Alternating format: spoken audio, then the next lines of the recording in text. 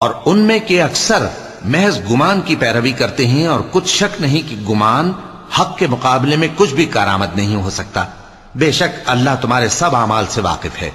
اور یہ قرآن ایسا نہیں کہ اللہ کے سوا کوئی اس کو اپنی طرف سے بنا لائے۔ ہاں، یہ اللہ کا کلام ہے۔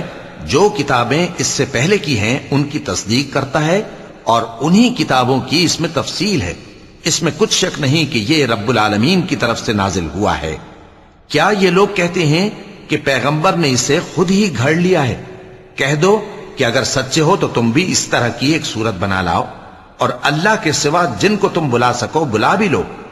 حقیقت یہ ہے کہ جس چیز کے علم پر یہ قابو نہیں پا سکے اس کو نادانی سے جھٹلا دیا، اور ابھی اس کی حقیقت ان پر کھلی ہی نہیں۔